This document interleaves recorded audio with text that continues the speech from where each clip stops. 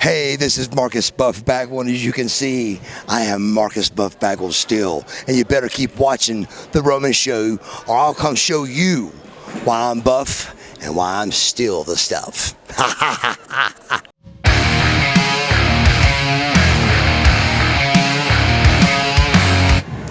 Hey guys, this is George of The Roman Show, and I'm here with the Buff Daddy himself, former WCW superstar and former WWE superstar, Buff Daddy himself, Buff Bagwell. How are you doing, sir? Brother, always when you ask somebody something, look at them first. If they look good, then they're doing pretty good. Anybody that's had 9 surgeries in 4 years and it's come out like this, I've proven once again, no broken neck, no car wreck, no anything. It just is what it is.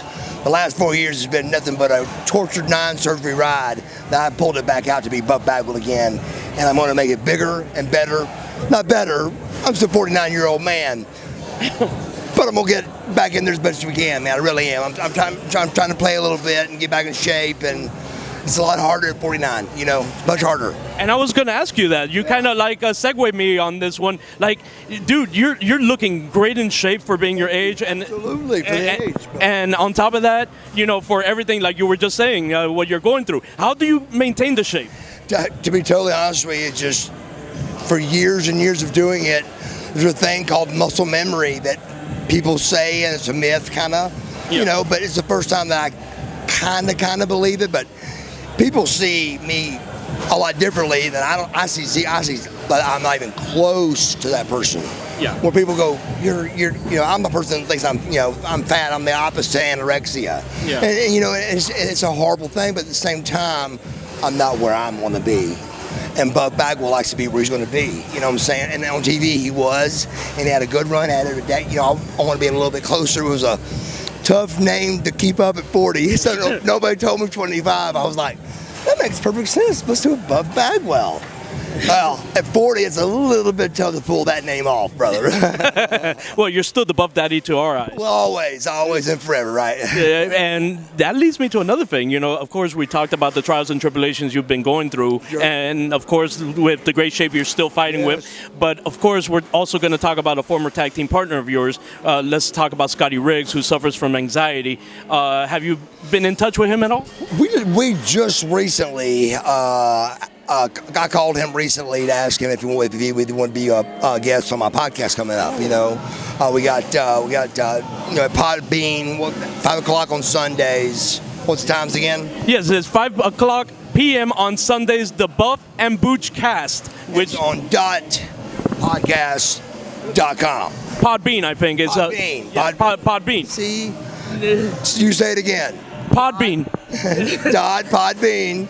It's www.podbean.com. That's it, my brother. You got to get it. This technology stuff's way too much. The Buff and Booch Cast. It really is straight up. And we've had several good guys so far. And next week we got Steiner coming up. We got Steen coming up. I think Luger's already showed. I mean, it's really good, man. Tune in, check it out. And one of my last 2 questions for you, Buff, real quick. To promote your show more a little bit, what makes your show so much different from the Taz show, from the Steve Austin show? Let's grab these fans to say, hey, I want to tune in because they're this. Hey, what makes you so different? That is a fantastic question. And the answer to that is the truth. Everybody that pro wrestled during my generation, from that guy sitting over on that table, Mick Foley, Cactus Jack, will tell you that Marcus Bagwell's going to tell you the absolute truth. When you call our podcast, you're going to get the truth from what really was going on back screen behind Eric Bischoff and Vince Russo. And I was there, brother. I saw it. I saw the whole thing. I was in the NWO, bro. So I've got a really good story, you know, and we talk about it, and it's really good. Hey, maybe we do a cross-promotion episode with The Roman Show invades the Buff and Booch, maybe, or the other way around. Hey, have your people get in touch with my people, you know, and we'll try to make that work, brother. All right, let's make that deal. Hey, Mr. Roman, if you're listening, let's make that work. But last question here, going back real fast to Scotty Riggs. Scotty, I reached out to him, but he did not reach out to me. Oh, I see. So I let him talk, and he didn't say anything. So not one word of that. His mother's real sick. His mother was sick, and so he kind of vagued on that a little bit, and I just told him I was sorry, but he seemed pretty up. I had no idea. I'd heard rumors. Yeah. There was some kind of rumbling about, his anxiety, something mental with him, but I knew nothing till I talked to him the other day, and he talked about his mom the whole time. Well, knowing that you made a miraculous and amazing return to the ring, let's say hypothetically, if the American Males came back, is there any tag team that you would like to face as the American Males one last time? God, absolutely, dude. You've been like, but you know what? The American Males versus the Hollywood Blondes. There you go. The American Males versus Tex Schlesinger and Shanghai Pierce. Dig up some of those, brother, and that's a wrestling match that has zero mistakes in them. Zero mess ups. Nothing. Everything down perfect. Dig them up, look at them, rewind them, do them in slow motion. I don't trip. I don't do nothing wrong in none of them.